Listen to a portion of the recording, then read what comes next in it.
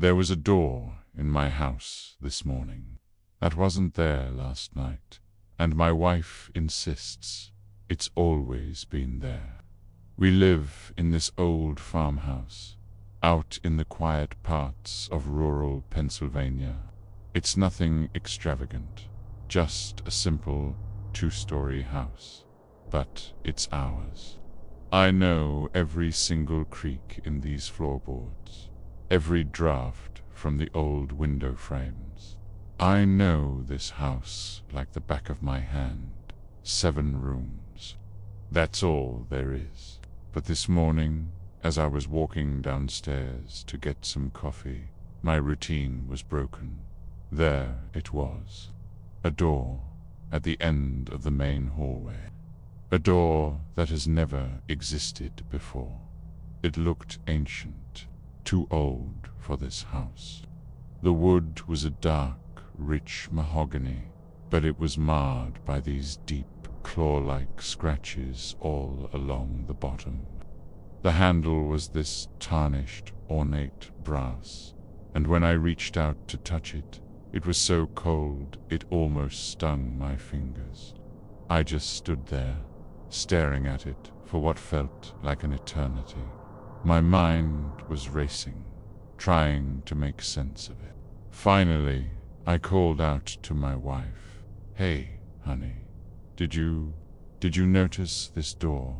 She was already sitting at the kitchen table, sipping her tea, just like any other morning. She didn't even look up. "That's the laundry room, dear," she said, her voice completely casual. "No," I replied, my voice a little shaky. "The laundry room is... that's not where it is." She just gave me this placid, gentle smile.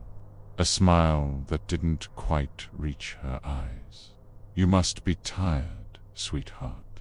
You've been working so hard." My heart was pounding, but I knew I had to see what was behind it. I turned the cold brass handle. It clicked open with a sound that seemed to echo through the entire house. And it didn't lead to a laundry room. It didn't lead to any room at all. It was just a staircase. A steep, narrow staircase, descending into absolute, pitch-black nothingness. A wave of cold air washed over me, carrying a smell I couldn't place. It was damp, metallic, like rust and old whetstone. And something else, something organic, something that felt fundamentally wrong. I slammed the door shut so hard the frame rattled. My hands were trembling as I fumbled with the deadbolt, sliding it into place with a loud, final-sounding thud.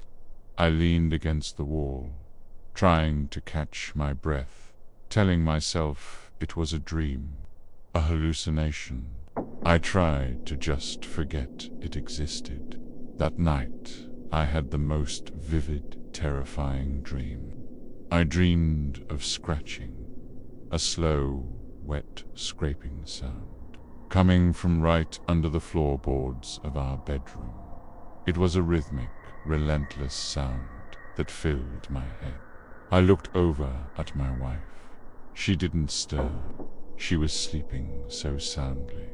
Come to think of it, she hasn't stirred much at all in weeks. The next morning, the first thing I did was check the hallway. The door was open, just a crack. A sliver of that same oppressive darkness was visible. A cold dread washed over me. I called for my wife. "Honey," no answer. I ran through the house, checking every room. The kitchen, the living room, our bedroom. She was gone. But then I saw it. Her slipper, one of her favorite fuzzy slippers, sitting neatly on the floorboards, right by that cursed open doorway. And next to it, on the dusty wood, was a single, muddy footprint leading down. I called the police. I didn't know what else to do. They came, 2 officers, and they searched the entire house, top to bottom. They found nothing. No sign of a break-in. No sign of a struggle. As they were about to leave, one of the officers, a younger guy, looked up the main staircase and then turned to me, his brow furrowed in confusion. He asked, "Sir, has this house always had a 3rd floor?"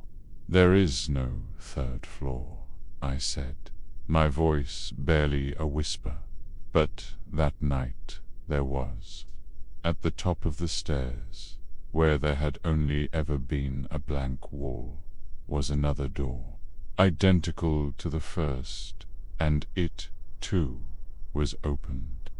Hesitantly, I walked up, peeking inside. I saw a hallway I had never seen before in my life. It was long and narrow, and the walls were lined with portraits, dozens of them. I stepped inside, and my blood ran cold.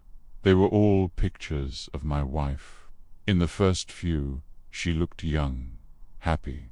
But as I walked down the hall, the portraits changed.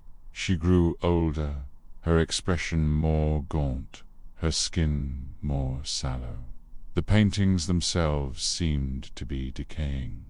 In the very last portrait at the end of the hall, her eyes were stitched shut with black thread, and her mouth was sewn into a grotesque, permanent smile. That's when I heard her voice, right behind me. A soft, chilling whisper that wasn't coming from my wife, but from the air itself. "You're remembering wrong. You always forget. That's why it keeps coming back." The single light bulb in the hallway flickered violently. I spun around to run, to escape this nightmare, but the door, it was gone. The wall was solid again.